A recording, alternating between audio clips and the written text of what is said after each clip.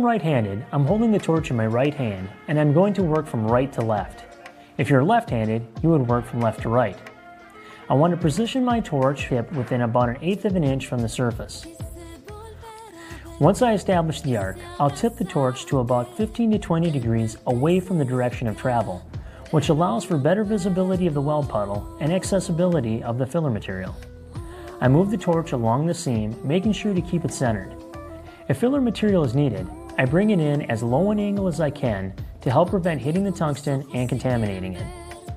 I progress the torch along the seam, adding filler material as necessary. Tungsten is a very hard metal, and although a typical grinding wheel can be used, you won't be able to achieve as good a finish on the sharpened tungsten, and you will wear out your wheel sooner than if it were diamond. You will want to hold the electrode parallel to the wheel as opposed to perpendicular. This ensures that the grind marks are running the length of the tungsten rather than across it, and aids the flow of current down the electrode.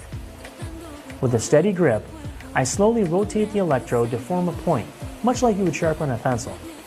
I want a point that is no more than 2.5 times the diameter of the electrode. When it comes to the weld appearance and warpage issues with stainless steel, it really boils down to one key problem.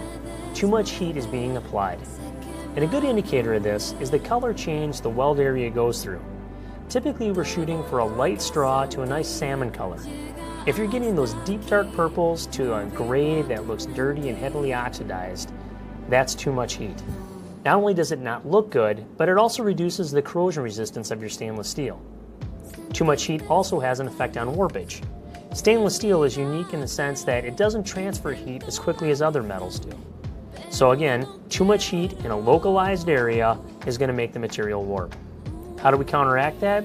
It may sound simple, but just by simply reducing your amperage and increasing your travel speed will help decrease the amount of heat being applied to an area.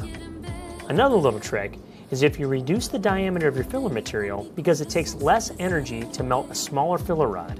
And because of this, you don't need to apply as much